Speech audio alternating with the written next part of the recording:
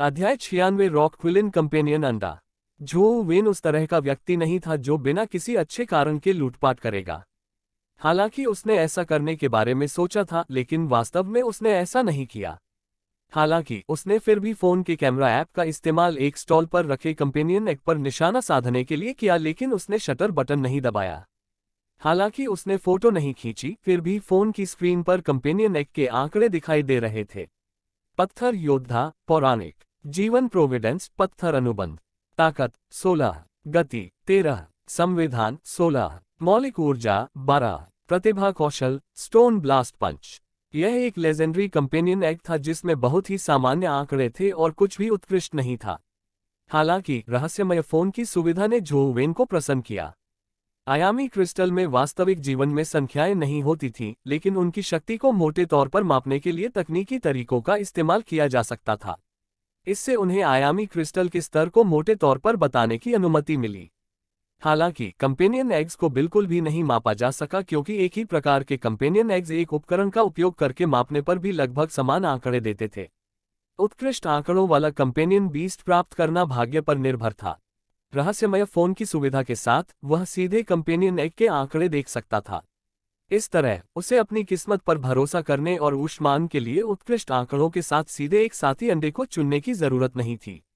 Dragon gate grotto में बेचे गए कंपेनियन अंडे मूल रूप से लेजेंडरी स्टेज पर थे और उनमें विविधता भी कम थी। अधिकांश स्थानों पर केवल दो प्रकार की बिक्री हुई। उनमें से एक स्टोन वॉरियर था और दूसरा स्टोन किलिन था। इनके अतिरिक्त अन्य प्रकार का दर्शन दुर्लभ था। बॉस, क्या स्टोन वॉरियर्स और स्टोन किलिन के अलावा कोई अन्य साथी अंडे हैं? जो वेन ने उत्सुकता से पूछा। बॉस ने अधीरता से अपना सिर हिलाया और कहा, नहीं, ड्रैगन गेट ग्रोटो इनका भरपूर उत्पादन करता है। अन्य साथी अंडों के गिरने की संभावना बहुत कम होती है। वे लगभग अप्राप्य हैं। अगर कोई इसे प्राप्त भी कर लेता है तो भी वे इसे सस्ते में नहीं बेचेंगे।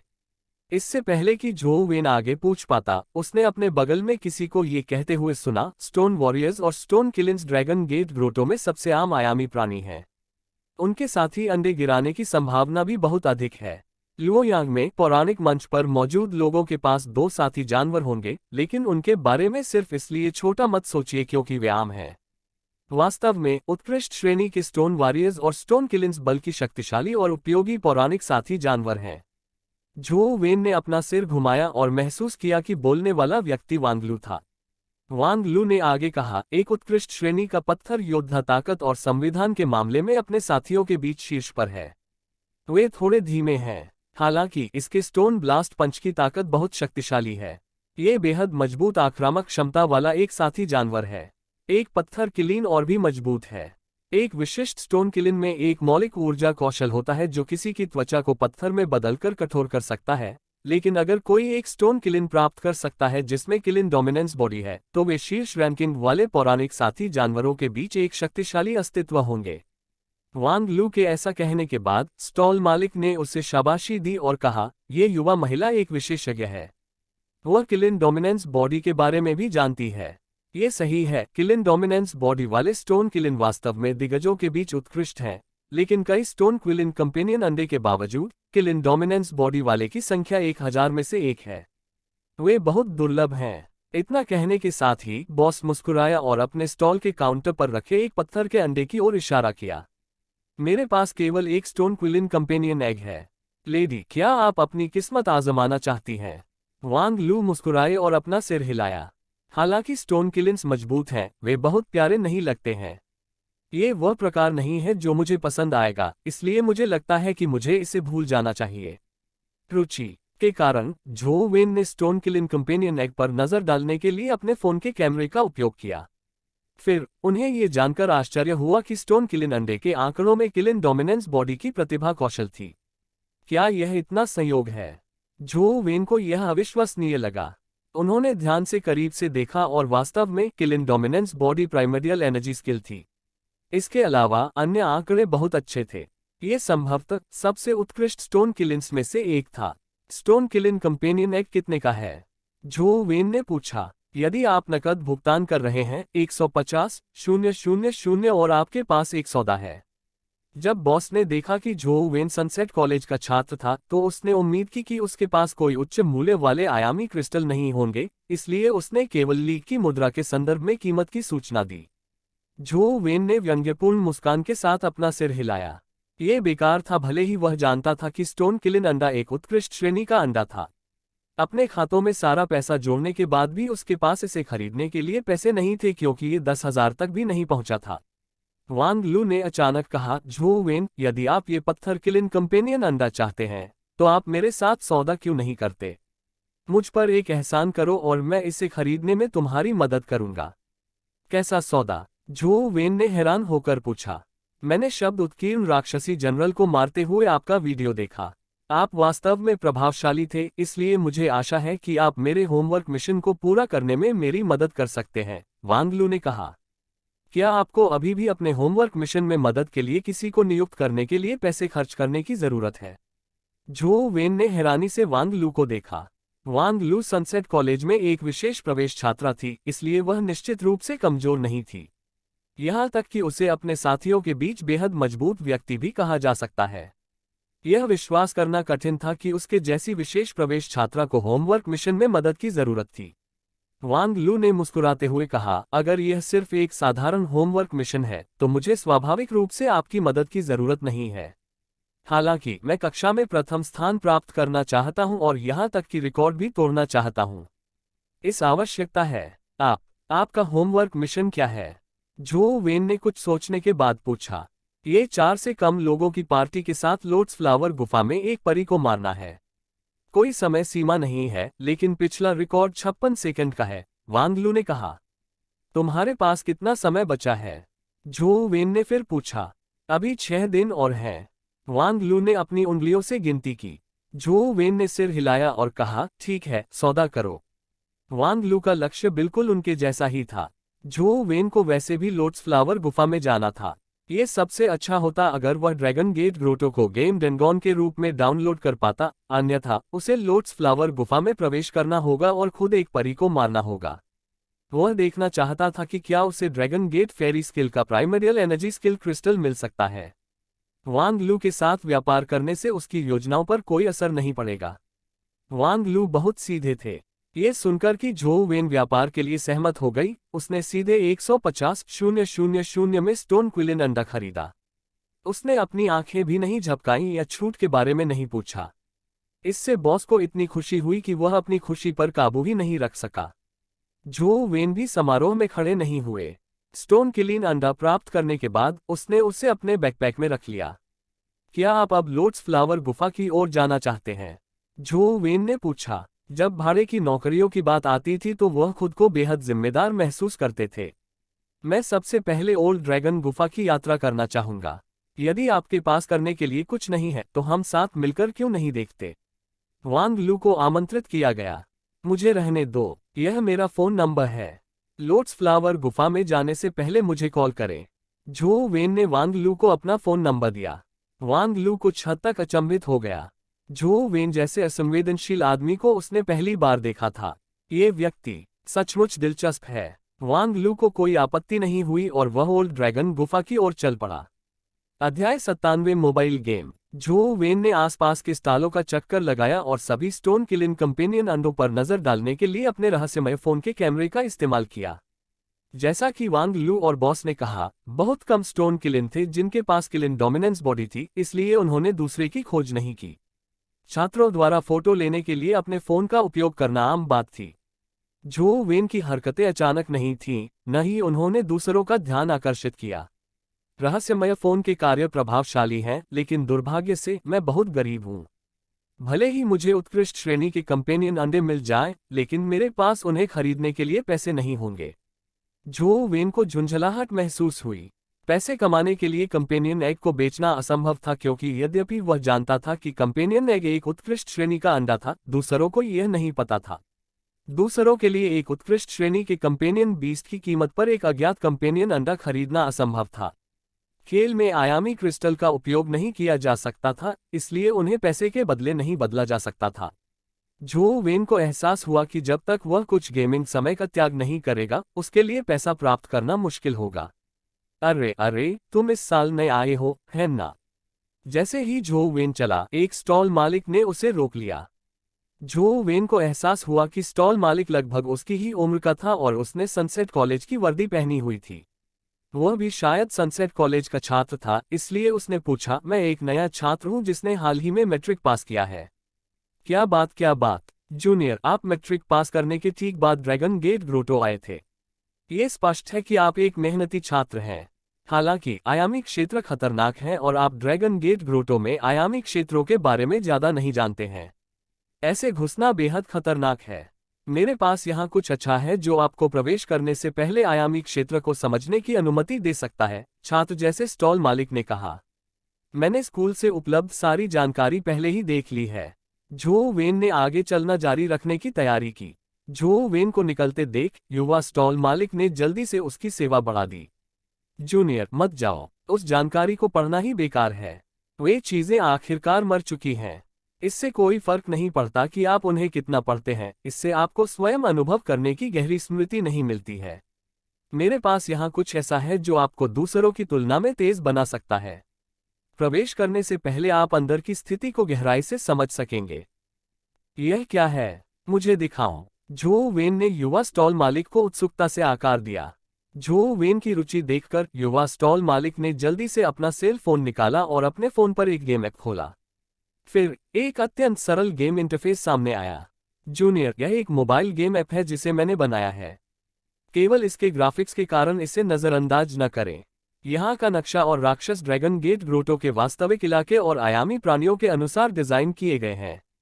इस मोबाइल गेम को खेलने के बाद आपको ड्रैगन गेट ग्रोटो आयामी क्षेत्र की पूरी समझ हो जाएगी।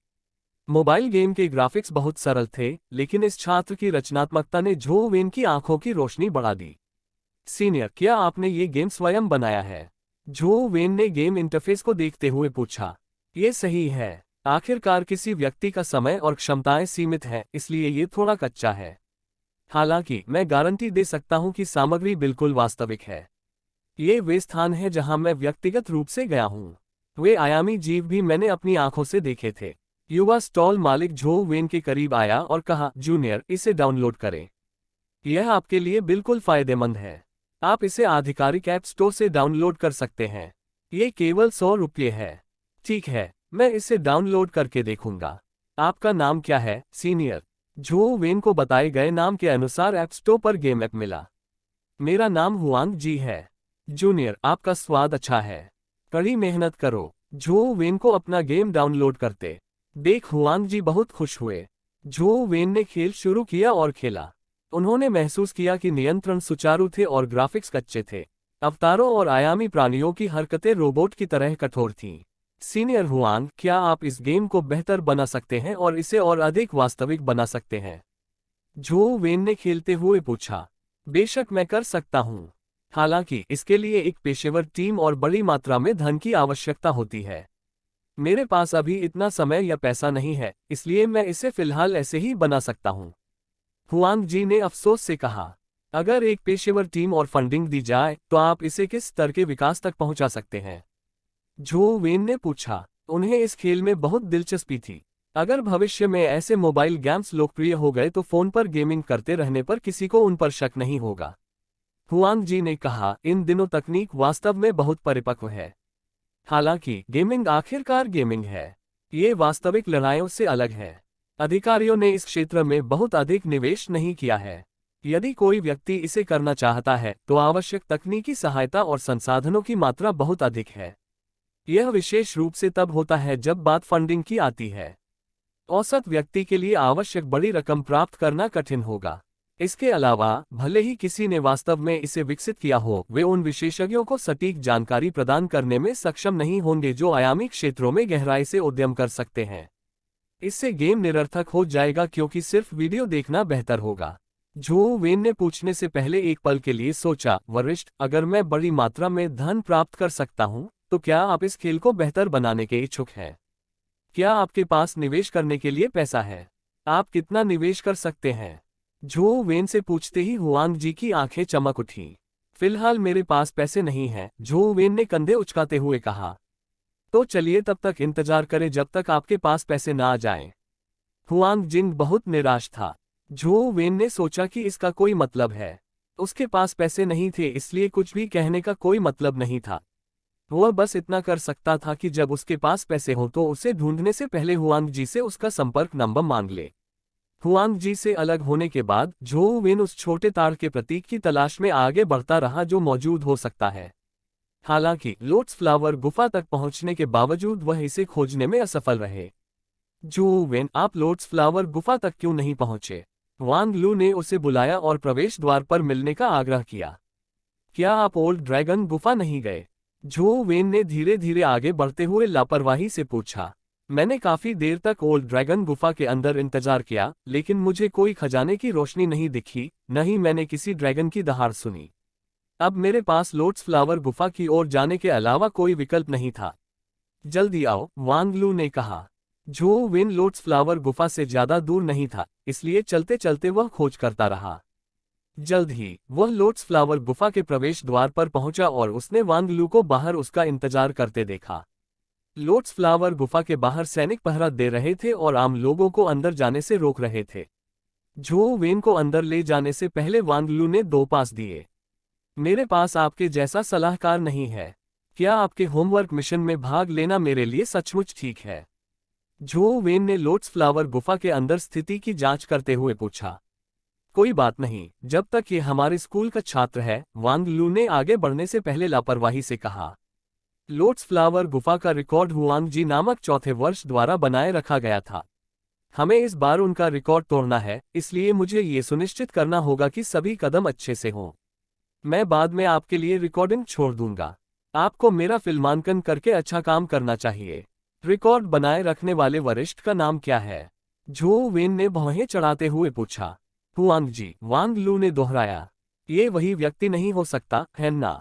झो वेन ने हुआंग जी को याद किया जिन्होंने अपने गेम ऐप को बढ़ावा देने के लिए अत्यधिक बिक्री रणनीति का इस्तेमाल किया था। उन्हें लगा कि शायद ये सिर्फ 2 लोग हैं जिनका नाम एक ही है। अध्याय 98 परी बंदर। कमल के फूल की गुफा के अंदर कोई असली कमल के फूल नहीं थे। इसके बजाय छत पर एक विशाल कमल पत्थर की मूर्ति खुदी हुई थी। पत्थर की मूर्ति के चारों ओर अनेक सुंदर उड़ती परियां थीं। स्कूल के अनुसार विशाल कमल के फूल की मूर्ति वह स्थान थी जहां एक कच्चे मोती की मूर्ति स्थित थी। कभी कभी एक सृजनात्मकता बाहर निकलने पर प्रकट होती है। ऐसा लगता है कि मानो वह कमल के फूल से निकली हो। लोटस फ्लैक्शस गुफा में दिखाई देने वाले साउदी जीव वर्तमान में फेरी बस्ट्स के नाम से जाने जाने वाले सामुद्रिक जीव तक ही सीमित थे। हालांकि वे चित्रों में परियों से भिन्न थे। फ्लाइंग बस्ट्स कहे जाने वाले साउदी जीव सुंदर नहीं दिखे थे। इसके बजाय वे बंदरों की तरह थे, इसलिए परी बंदरों को परी बंदरों के रूप में भी जाना जाता था। झो वेन को जिस ड्रैगन गेट फेरी कौशल की आवश्यकता थी, वह एक प्राइमर्डियल स्टूडियो था जो फेरी बंदरों से गिरा था। हालांकि परी बंदर बहुत कम थे। इसके प्राइमर्डियल एनर्जी क्रिस्टल को गिराने की संभावना और भी कम थी। स्टॉर्म तूफान से पहले लोटस फ्लावर गुफा एक व्यक्तिगत गुफा थी, लेकिन अब कई गुफाएं हैं जो एक साथ जुड़ी हुई हैं। हर गुफा में कमल के फूल की छत और परियां थीं। वहां बुद्ध, बोधिसत्व, मल और भिक्षुओं की भी कई मूर्तियां थीं। लोटस फ्लावर गुफा को कुछ समय के लिए सील कर दिया गया था, इसलिए इसमें बहुत सारे परी जानवर जमा हो गए होंगे। हालांकि संख्याएं केवल विशेष प्रवेश वाले छात्रों के लिए पर्याप्त थीं। इसलिए प्रत्येक विशेष प्रवेश छात्र के पास केवल 2 मौके थे। यदि वे 2 परी बंदरों को मारने के बाद अपने आदर्श परिणाम प्राप्त नहीं कर सके, तो उन्हें मारना जारी रखने की अनुमति नहीं थी। झो वेन ने विभिन्न कमल फूल गुफाओं के माध्यम से वांग लू का पीछा किया और अंत में एक परी बंदर पाया। झो वेन ने जो कल्पना की थी, फेरी बंदर उससे कुछ अलग था। झो वेन के अनुसार बंदर भूरे बालों वाला एक जानवर था, लेकिन वास्तव में वह सफेद बालों से ढका हुआ था। उसकी आंखें खून से लथपथ थीं और उसकी पीठ पर एक जोड़ी सफेद पंख थे। जब परी बंदर ने झो वेन और वांग लू को देखा, तो उसने तुरंत अपने दांत निकाले और हमला कर दिया। क्या आप जानते हैं कि इसका उपयोग कैसे करना है? एक अच्छा शॉट लेने में मेरी मदद करें। तुम्हें मेरी गति के साथ चलना होगा। सुनिश्चित करें कि मैं इसमें अच्छा दिखूं। वांग लू ने झो वेन को एक विशेष कैमरा सौंपा। मुझे मत बताओ कि तुमने मुझे सिर्फ अपनी फिल्म बनाने के लिए काम पर रखा है। झो वेन ने कैमरा लेते हुए कहा। यह सही है, और क्या कारण होगा? वांग लू ने फेरी मंकी पर आरोप लगाते हुए कहा। अमीर लोग सचमुच दृढ़ इच्छाशक्ति वाले होते हैं। एक वीडियोग्राफर के लिए 150,000 रुपये खर्च कर रहे हैं। जो वेन अमीर लोगों की विचार प्रक्रिया को समझ नहीं सके। हालांकि उसे जल्दी ही पता चल गया कि वांग लू क्यों काम पर रख रहा था। फेरी बंदर की गति बेहद तेज थी और वह उड़ने में भी अच्छा था। यह आकाश में एक भूत की तरह घूम रहा था, जिससे एक सामान्य व्यक्ति के लिए इसके साथ रहना असंभव हो गया। वांग लू ने अपनी गति की तकनीक को बदल दिया क्योंकि तितली जैसे पंखों की एक जोड़ी उसकी पीठ पर खुल गई, जिससे उसे वास्तव में परी बंदर की गति के साथ बने रहने की अनुमति मिली। यदि फिल्मांकन करने वाला कोई सामान्य व्यक्ति होता तो वे केवल दूर से ही शूटिंग कर पाते। वे वांग लू के फिगर का अनुसरण नहीं कर पाएंगे। जो वेन ने सिल्वर विंग फ्लाइंग चींटी को बुलाया और उसकी पीठ पर सवार होकर फिल्म बनाते रहे। वह मुश्किल से वांग लू के साथ रह सका। कुछ ही देर में वांग लू की कृपाण किरण चमक उठी जैसे ही फेरी बंदर नीचे गिरा। यह जमीन पर गिर गया और मर गया। इसने कितना समय लिया? वांग लू ने परी बंदर की लाश को देखे बिना झो वेन से पूछा। 1 मिनट और 5 सेकंड। झो वेन ने कैमरे के समय को देखा और समय का सटीक विवरण दिया। क्या मुझे इतना समय लगा? यह अभी भी हुआंग जी के रिकॉर्ड से काफी दूर है। वांग लू ने थोड़ा भौहें चढ़ाईं। जाहिर है उसके परिणाम संतोषजनक नहीं थे। हालांकि वांग लू के पास केवल 2 मौके थे, इसलिए वह किसी अन्य परी बंदर को खोजने की जल्दी में नहीं थी। उसने झो वेन को बुलाया और वे लोटस फ्लावर गुफा से एक साथ निकल गए। अगर मैं रिकॉर्ड तोड़ना चाहता हूं तो ऐसा लगता है कि मुझे अभी भी अधिक विस्तृत योजना की आवश्यकता है। चलिए आज इसे यहीं समाप्त करते हैं।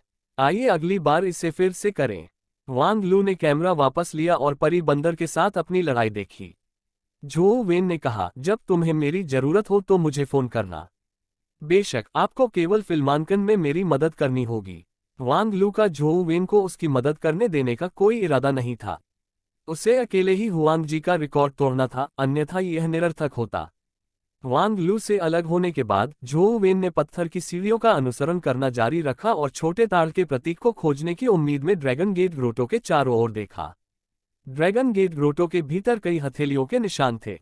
परियों, बुद्धों, मल और भिक्षुओं के पास अलग अलग हथेली के चिन्ह थे, लेकिन वे झो वेन द्वारा याद किए गए चिन्हों से भिन्न थे। झो वेन को आश्चर्य होने लगा था कि क्या ड्रैगन गेट ग्रोटो में हथेली का कोई छोटा चिन्ह नहीं है। तभी उसे अचानक अपने रहस्यमय फोन में कंपन महसूस हुआ। उसने उसे बाहर निकाला और कैमरा चालू कर दिया। जल्द ही उसे पहाड़ की दीवार पर किसी अज्ञात स्थान पर एक छोटा सा हाथ का चिन्ह मिला। इसके बाद ये प्रतीक पर लॉक हो गया। आखिरकार मुझे यह मिल गया। जब झो वेन ने छोटी हथेली का प्रतीक देखा तो वह बहुत खुश हुआ। छोटे हथेली के प्रतीक की स्थिति बहुत स्पष्ट थी। यह अन्य बुद्ध ताड़ के निशानों जितना सुंदर और आकर्षक नहीं था। इसने बस अपनी 5 उंगलियां फैलाईं और बैठे हुए बुद्ध की तस्वीर पकड़ रखी थी। अगर कोई करीब से देखे तो उसे पता चलेगा कि हाथ में बुद्ध का पैटर्न ड्रैगन गेट ग्रोटो में सबसे बड़ी बुद्ध प्रतिमा के समान था। हालांकि ये बस कई गुना छोटा था। झो वेन ने कैमरा फंक्शन का उपयोग किया और इसे छोटे हथेली के प्रतीक पर लक्षित किया। दरअसल उस पर एक सीन लॉक कर दिया गया था। उस स्थिति में मैं बिना किसी हिचकिचाहट के लोटस फ्लावर गुफा को पीस सकता हूँ। झो वेन केवल ड्रैगन गेट फेरी कौशल प्राप्त करना चाहता था और फिर फायर गॉड प्लेटफॉर्म पर चढ़ने का प्रयास करना चाहता था। बहुत जल्दी ड्रैगन गेट ग्रोटो को उनके फोन पर डाउनलोड किया गया, जिससे एक बौद्ध आइकन बना। झो वेन ने ड्रैगन गेट ग्रोटो के आइकन पर टैप किया। इस बार वह पहले की तरह गेम में नहीं उतरे। इसके बजाय कई विकल्प सामने आए। प्राचीन यांग गुफा, असंख्य बुद्ध गुफा, पुरानी ड्रैगन गुफा, कमल के फूल की गुफा, इन्फिनो गुफा। बहुत सारे विकल्प थे। लोटस फ्लावर गुफा को चुनने के बाद रक्त रंग का अवतार लोटस फ्लावर गुफा के गेम इंटरफेस में प्रवेश कर गया। रहस्यमय रंगों से भरी गुफा के अंदर गुंबद के बीच में एक विशाल कमल के फूल की मूर्ति स्थित थी, जो परियों, भिक्षुओं और मल के प्रतीकों से घिरी हुई थी। एक परी बंदर ने अपना सिर पत्थर के कमल के फूल से बाहर निकाला और अपने दांत निकालकर चिल्लाते हुए रक्त रंग के अवतार पर झपटा। झो वेन ने फेरी बंदर का सामना करने के लिए सिल्वर विंग फ्लाइंग चींटी को नियंत्रित किया। तुरंत 2 आयामी जीव जो उड़ान में समान रूप से उत्कृष्ट थे, लोटस फ्लावर गुफा में हवाई युद्ध करने लगे। अंततः चांदी के पंखों वाली उड़ने वाली चींटी को परी बंदर को मारने में लगभग 10 मिनट लगे, लेकिन कुछ भी नहीं गिरा। झो वेन ने उत्परिवर्तित लोटस फ्लावर चींटी को बुलाए हुए लोटस फ्लावर गुफा में गहराई तक चलना जारी रखा। उन्होंने ये जानने के लिए इसका परीक्षण करने की आशा की कि फ्यूशन के माध्यम से लीजेंडरी बनने के बाद ये कितना मजबूत था। एक परी बंदर को अपने ऊपर हमला करते देख उत्परिवर्तित कमल फूल चींटी के सिर पर कमल का फूल अचानक खिल गया, जिससे एक जहरीला मेढक प्रकट हुआ। इसने परी बंदर पर जहर उगला, जिससे वह तुरंत डूब गया। परी बंदर जमीन पर लुढ़कते हुए चिल्लाने लगा। खून बहने के कारण उसका फर और त्वचा खराब हो गई।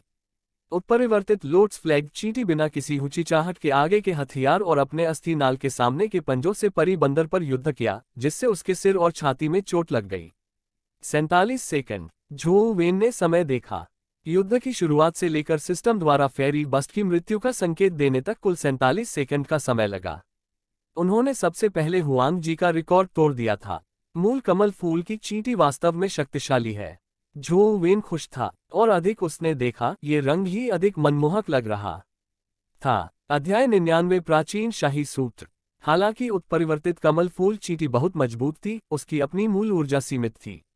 यह आदिम ऊर्जा कौशल का उपयोग जारी रखने में अक्षम नहीं था। हालांकि भले ही इसमें किसी आदिम ऊर्जा कौशल का उपयोग नहीं किया गया हो, उत्परिवर्तित लोटस फ्लाइंग चींटी और सिल्वर विंग्ड फ्लाइंग चींटी आसानी से एक परी बंदर को मारा जा सकता है। परी बार बार स्टोन क्रिस्टल का उत्पादन करते थे, लेकिन वे ज्यादातर स्पीड क्रिस्टल थे। कभी कभी ये कुछ मौलिक ऊर्जा क्रिस्टल को गिरा देता है, जिससे झो वेन को मूल कमल फूल चींटी की मूल ऊर्जा को बढ़ावा देने की अनुमति मिलती है। अब आपको लगता है कि प्राइमर्डियल एनर्जी क्रिस्टल काफी उपयोगी थे। इस समय उसके पास केवल 2 सहयोगी जानवर थे, लेकिन उसकी मूल ऊर्जा को फिर से लागू करने के लिए पहले से ही बहुत सारे आदिम ऊर्जा क्रिस्टल की आवश्यकता थी। भविष्य में अधिक साथी के साथ प्राइमर्डियल ऊर्जा क्रिस्टल और भी अधिक उपयोगी होगा। दुर्भाग्य से गेम में स्टोरेज बैग जैसा कुछ भी नहीं है। अन्यथा मैं प्राइमर्डियल एनर्जी क्रिस्टल्स को संग्रहित कर सकता हूं और उनके उपयोग की आवश्यकता है। जैसे ही वह इसके बारे में सोच रहा था, वह एक झनकार सोना। एक परी बंदर के मारे जाने के बाद एक नारियल क्रिस्टल। झो वेन ने करीब से देखा और देखा कि यह एक क्रिस्टल था जिस पर परी मन की लिखी गई थी।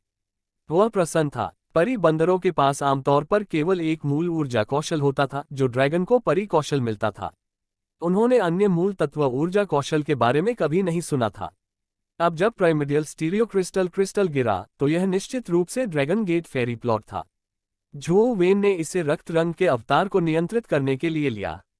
सफेद रोशनी की किरणें क्रिस्टल से बाहर निकलती हैं और रक्त रंग अवतार के शरीर में घुस जाती हैं। झो वेन को भी अपने फोन से अपने शरीर में एक अजीब सी शक्ति का संचार महसूस हुआ। एक अजीब आहा संचार पथ खोला गया, जिससे उसे प्रभाव महसूस हो रहा है, जैसे कि वह किसी भी क्षण उड़ सकता है। जैसा कि झो वेन ने उम्मीद की थी, ये ड्रैगन गेट फेरी स्टूडियो का प्राइमर्डियल स्टूडियो था। इसके बारे में जानकारी उसी समय झो वेन के मस्तिष्क में भी आई, जिससे उन्हें ड्रैगन गेट फेरी कौशल के बारे में गहरी जानकारी मिली। ड्रैगन गेट फेरी कौशल हासिल किया रैंक 6। ड्रैगन गेट फेरी कौशल के साथ मैं फायर गॉड प्लेटफॉर्म पर धावा बोलने का प्रयास कर सकता हूं। झो वेन खुश था। जैसे ही वह ड्रैगन गेट ग्रोटो छोड़ने वाला था, उसने अचानक लोटस फ्लावर गुफा की छत पर स्थित कमल के फूल से एक आयामी प्राणी को बाहर निकलते देखा। झो वेन ने मूल रूप से कल्पना की थी कि एक परी बंदर दिखाई दिया था और जाने से पहले उसे मारने की योजना बनाई थी, लेकिन सावधानीपूर्वक निरीक्षण करने पर उसे एहसास हुआ कि यह एक परी बंदर नहीं थी, बल्कि लहराते हुए कपड़े वाली एक मादा परी थी। परी की आकृति सुंदर थी और उसके रेशमी रिबन हवा में नाच रहे थे। हालांकि उसके पास कोई पंख नहीं था, फिर भी वह भौतिकी के नियमों को पूरी तरह से चुनौती देते हुए चक्कर लगाने और हवा में उड़ने में सक्षम थी। क्या यह असली परी है? झो वेन ने सुंदर परी को ईर्ष्या से देखा। उड़ने के लिए पंखों का उपयोग करने में थोड़ी असुविधा होती थी, इसलिए परी की तरह स्वतंत्र रूप से उड़ना बेहतर था। परी रक्त रंग के अवतार की ओर उड़ने से पहले कुछ बार घूमी। झो वेन ने युद्ध में आगे बढ़ने के लिए जल्दी से उत्परिवर्तित लोटस फ्लावर चींटी और सिल्वर विंग्ड फ्लाइंग चींटी को नियंत्रित किया। हालांकि खूबसूरत परी ने धीरे से अपना हाथ लहराया, एक रिबन को सफेद अजगर की तरह उड़ने के लिए भेज दिया। यहां तक कि सिल्वर विंग्ड फ्लाइंग चींटी का सिल्वर विंग फ्लैश भी जीवित प्राणी जैसा दिखने वाले रिबन को चकमा देने में विफल रहा। रक्त रंग का अवतार और 2 साथी जानवर जल्द ही एक साथ लिपट गए। हवा में परी ने रिबन को खींचा और उसकी पकड़ मजबूत कर दी, जिससे उनके शरीर फट गए और गेम स्क्रीन तुरंत काली हो गई। कितनी भयानक परी है! झो वेन अंदर से आश्चर्यचकित हो गया। उसने अपना फोन दूर रखते हुए गेम खेलना जारी नहीं रखा। खून टपकने और फायर गॉड प्लेटफॉर्म की यात्रा करने से पहले उसने अपने छात्रावास में लौटने की योजना बनाई। वह देखना चाहता था कि क्या वह रैंक 6 ड्रैगन गेट फेरी कौशल के साथ फायर गॉड प्लेटफॉर्म पर चढ़ सकता है और देख सकता है कि पत्थर के स्मारक पर क्या उकेरा गया है। अपने छात्रावास में लौटने के बाद झो वेन ने उत्सुकता से प्राचीन इंपीरियल सिटी कालकोटरी का शुभारंभ किया। उसने पुनर्जन्म लेने के लिए अपना खून बहाया और सिल्वर विंग फ्लाइंग चीटी पर सवार होकर फायर गॉड प्लेटफॉर्म की ओर चला गया। इस बार झो वेन पूरी तरह से तैयार था। वह सभी अग्निपक्षियों को मारे बिना चकमा देते हुए सिल्वर विंग फ्लाइंग चीटी की पीठ पर सीढ़ियों से ऊपर चढ़ गया। वह जितना अधिक चार्ज करता था उतने अधिक फायरबर्ड दिखाई देते थे। पहले झो वेन केवल सिल्वर विंग्ड फ्लाइंग चीटी की उड़ान पर भरोसा कर सकता था, लेकिन अब ड्रैगन गेट फेरी स्किल ने उसे एक बहुत अच्छी क्षमता भी दे दी है जिससे वह हवा में उड़ने में सक्षम हो गया है। जैसे ही एक अग्निपक्षी रक्त रंग के अवतार से टकराने वाला था, रक्त रंग का अवतार हवा में उछल गया और एक विशाल पक्षी की तरह हवा में चक्कर लगाने लगा। इसने फायरबर्ड के चारों ओर चक्कर लगाया और सिल्वर विंग्ड फ्लाइंग चीटी की पीठ पर उतरने से पहले उसके हमले से बच गया। हालांकि ड्रैगन गेट फेरी कौशल सच्ची उड़ान की अनुमति नहीं देता है, लेकिन ये किसी को थोड़े समय के लिए बीच हवा में लटकने की अनुमति दे सकता है, जिससे वह अच्छा और सुरुचिपूर्ण दिखता है। बूम! खून से रंगे अवतार के पिछली बार सबसे दूर तक पहुंचने के साथ फायर गॉड प्लेटफॉर्म की आग की लपटें आसमान की ओर बढ़ गईं क्योंकि फायरबर्ड जैसे बादलों के झुंड उस पर उतर आए। उनकी संख्या अतुलनीय थी। मैं निष्क्रिय हूँ। झो वेन जानता था कि चाहे वह कितना भी फुर्तीला क्यों न हो, उसके लिए फायरबर्ड्स के घने झुंड के माध्यम से हमला करना असंभव था। वह बस अपना सर्वश्रेष्ठ प्रयास कर सकता था। उत्परिवर्तित कमल के फूल वाली चींटी के सिर के ऊपर का कमल का फूल एक बम की तरह फट गया, जो खून की बारिश में बदल गया, जिससे आसपास के कई फायरबर्ड मारे गए। जैसे ही फायरबर्ड्स का दबाव कम हुआ, सिल्वर विंग्ड फ्लाइंग चींटी आकाश में उड़ गई और फायरबर्ड्स के घेरे को तोड़ दिया।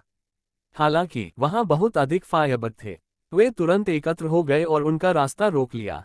चांदी के पंखों वाली उड़ने वाली चींटी ने अपने पंख फैलाए और आग के पक्षियों की ओर बढ़ने लगी। झुंड के शीर्ष पर मौजूद आग के पक्षियों से टकरा गई। जहां तक रक्त रंग के अवतार की बात है, ये झो वेन के नियंत्रण में उछल गया और एक बाज की तरह आकाश के ऊपर चक्कर लगाने लगा। एक के बाद एक फायरबर्ड को खून के रंग के अवतार ने चकमा दे दिया क्योंकि यह अभूतपूर्व ऊंचाई पर पहुंच गया था। फायरबर्ड झुंड के बीच के छिद्रों के माध्यम से उसने पत्थर के स्मारक का आधा हिस्सा देखा। झो वेन की तेज नजरों ने तुरंत देखा कि पत्थर के स्मारक पर सबसे बड़े 3 प्राचीन पात्र प्राचीन शाही सूत्र थे। और जब उसने 3 शब्दों को स्पष्ट रूप से देखा तो उसके भीतर आग का एक गोला उठता हुआ प्रतीत हुआ। हालांकि जैसे ही उसने उन 3 शब्दों को देखा, रक्त रंग का अवतार अग्निपक्षियों के झुंड से भर गया। गेम स्क्रीन तुरंत काली हो गई। मेरे लिए ऐसी तकनीक के साथ आगे बढ़ना असंभव है जो मुझे तत्परता से भर दे। हालांकि अब मैं पत्थर के स्मारक का एक हिस्सा देख सकता हूं। यदि मेरी गतिशीलता बेहतर है तो मैं लंबे समय तक टिक सकता हूं। फिर मैं स्मारक की सामग्री के कुछ हिस्सों को याद कर पाऊंगा।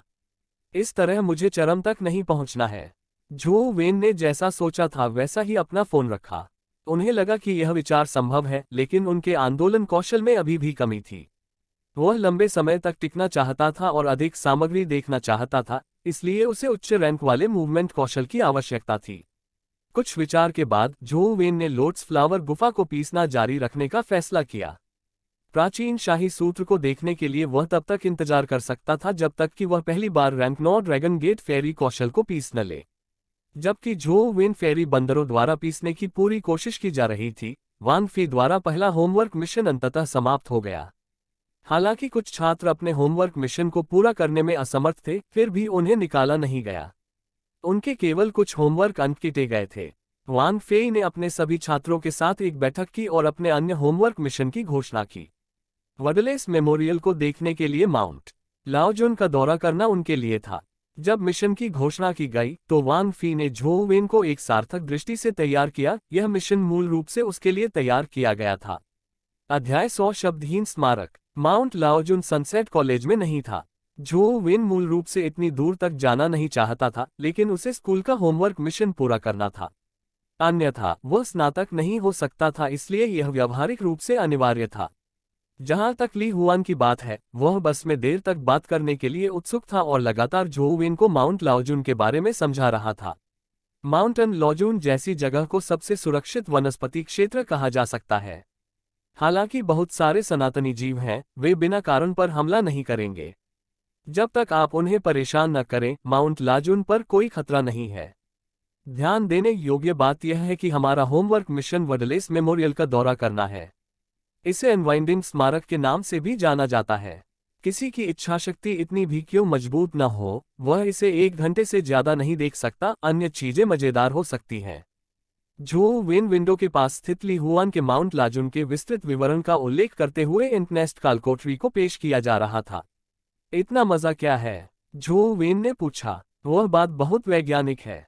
हालांकि ये लोग मरना नहीं चाहते, लेकिन ये लोग लगातार कुछ न कुछ करने की इच्छा रखते हैं, ली जुवान ने हंसते हुए कहा। माउंट लाओजुन लुओयांग में था, इसलिए बस आने में बहुत देर नहीं थी। ये झो वेन की कल्पना से भिन्न थी। माउंट लाओजुन बहुत ऊंचा नहीं था, लेकिन उसके चारों ओर चित्रित देवदार और सरू के पेड़ों वाली कई चोटियां थीं। पहाड़ के ऊपर प्राचीन स्मारक स्थल है, जो एक सुरम्य दृश्य संरचना है। दूर से माउंट लाजुन लैंडस्केप्स की एक क्लासिक पेंटिंग जैसा दिखता था। छात्रों को पहाड़ पर ले जाने से पहले वानफी ने गिनती की। पहाड़ पर खरगोश, गिलहरियां और अन्य छोटे जीव थे, साथ ही वर्षावन में उड़ने वाले अमर सरसों के समूह भी थे। उन इंसानों का कोई डर नहीं था और वे केवल सनसेट कॉलेज के छात्रों को उत्सुकता से देखते रहे। झो वेन हथेली के प्रतीक की खोज करता रहा, लेकिन उसे कोई नहीं मिला। हालांकि वह चिंतित नहीं था, क्योंकि रहस्यमय फोन अगर काफी करीब होता तो छोटे हथेली के प्रतीक पर स्वचालित रूप से लॉक हो सकता था। माउंट लाओजुन की सबसे रहस्यमय चीज गोल्डन पीक थी। वहां कई रहस्यमयी प्राचीन इमारतें थीं, लेकिन कोई भी इंसान स्वर्ण शिखर पर नहीं चढ़ सका। किंवदंती है कि लोगों ने एक बार पहाड़ से सांप, कीड़े, चूहे और कीड़े मकोड़े जैसे अनगिनत जानवरों को रेंगते हुए देखा था। प्राणियों के काले समूह ने पूरे लाओजुन पर्वत को ढक लिया था, क्योंकि वे तितर बितर होने से पहले गोल्डन पीक के सामने पूरे 3 दिनों तक झुके रहे। माउंट लाओजुन के आसपास की भूमि पर खून बहाना लगभग वर्जित था। एक बार कोई था जिसने नरसंहार करने और उन 100 आयामी प्राणियों को मारने का प्रयास किया था। जैसे ही उस व्यक्ति ने एक सफेद खरगोश जैसे आकार वाले प्राणी को मार डाला था, किसी कारण से उसकी अभिव्यक्ति में भारी बदलाव आया। वह घूमा और पागलों की तरह पहाड़ से नीचे भागा। जब उसका दोस्त अगले दिन उसे ढूंढने गया, तो अगर उसके कपड़े और निजी सामान न होते तो वह उसे पहचान नहीं पाता। वह व्यक्ति खरगोश के बालों से ढका हुआ था और उसका मुंह खरगोश की तरह 3 रेखाओं में बदल गया था। उसकी आंखें लाल थीं और वह खरगोश की तरह जमीन पर फैला हुआ घास खा रहा था। चाहे उसके दोस्त ने कितनी भी कोशिश की हो, उसे ऐसा करने से रोका नहीं जा सका। वह जीवन भर के लिए पागल हो गया। तब से माउंट लाओजुन पर किसी ने भी हत्या करने की हिम्मत नहीं की। यहाँ तक कि खून बहाना भी वर्जित था। किंवदंती है कि एक महाकाव्य विशेषज्ञ ने अफवाहों पर विश्वास नहीं किया और माउंट लाओजुन पर हत्या का सिलसिला शुरू कर दिया, लेकिन परिणाम भी उतना ही दुखद था। ये सब स्कूल में पढ़ाया जाने वाला ज्ञान था और झो वेन को नहीं पता था कि यह कितना सच था। हालांकि जैसे ही वह माउंट लाओजुन पर चढ़े, उन्हें वास्तव में बहुत शांति महसूस हुई। ऐसा प्रतीत होता था कि यहाँ कोई जादुई शक्ति है जो किसी के भी मन को शांत कर देती है। वांग फेई छात्रों को पहाड़ी पर एक मंच पर ले गए और मंच के अंत में एक पत्थर के स्मारक की ओर इशारा करते हुए कहा, यह प्रसिद्ध हनवाइंडिन स्मारक है। हालांकि इस पर कोई शब्द नहीं है, लेकिन इसमें जादुई शक्तियां हैं। आपका होमवर्क मिशन अनवाइंडिंग स्मारक के सामने आधे घंटे तक बैठना और उसे निहारना है। न 1 सेकंड कम और न 1 सेकंड अधिक। पत्थर का स्मारक केवल 2 से 3 मीटर ऊंचा था। यह पुराना और जीर्ण शीर्ण लग रहा था और इसमें कुछ भी सामान्य नहीं था। वह पहाड़ के किनारे खड़ा था, ऐसा लग रहा था मानो वह भोर के गुलाबी बादलों के साथ हो। उसके एकांत में उसे एक अवर्णनीय अनुभूति हो रही थी, मानो उसे घूरने मात्र से ही किसी भी प्रकार की उग्र भावनाएं शांत हो जाएंगी। पंक्ति में खड़े हो जाओ। एक पंक्ति में 10 लोग अनवाइंडिंग मॉन्यूमेंट के सामने बैठे। जो धूप का चश्मा मैंने तुम्हें दिया है उसे पहनो। उन्हें उतारने से पहले मेरे निर्देश सुने। झो वेन, ली हुआन, बस पीछे मत खड़े रहो, पहली पंक्ति में आ जाओ। वांग फी ने छात्रों के एक समूह के लिए अनवाइंडिंग मॉन्यूमेंट के सामने बैठने की व्यवस्था की, और जब उसने पीछे झो वेन और ली हुआन को देखा तो उसने तुरंत उन्हें सामने बुलाया। अनवाइंडिंग मॉन्यूमेंट के जितना करीब था, प्रभाव उतना ही मजबूत था। वांग फी ने झो वेन को उसकी ड्राइव वापस पाने में मदद करने के लिए अपना दिल मजबूत कर लिया था। झो वेन को इस बात से कोई फर्क नहीं पड़ता था कि वह कहाँ बैठा है। वैसे भी अनवाइंडिंग मॉन्यूमेंट को देखने में कोई जोखिम नहीं था, जब तक कि कोई समय सीमा से आगे न बढ़ जाए। एकमात्र चीज जिसने जो वेन को थोड़ा निराश किया वह थी छोटे हथेली के प्रतीक को खोजने में उनकी विफलता और यह कि रहस्यमय फोन कंपन नहीं कर रहा था। क्या ऐसा हो सकता है कि माउंट लाओजुन का आयामी क्षेत्र गोल्डन पीक पर हो? जो वेन ने चुपचाप योजना बनाते हुए पहाड़ की चोटी की ओर देखा। ये देखकर कि जो वेन अभी भी चारों ओर कैसे देख रहा था, वांग फी ने मन में सोचा, शब्दहीन स्मारक को देखने के बाद आप उतने आधे अधूरे मन से नहीं होंगे जितने अब हैं। ठीक है, ध्यान रखें। अपना धूप का चश्मा उतारो। हर किसी को शब्दहीन स्मारक को देखना शुरू करना है। समय सीमा आधा घंटा है। यदि आप आधे घंटे से पहले उठ गए तो यह असफलता होगी और आपको इसे अगले आधे घंटे तक देखना होगा।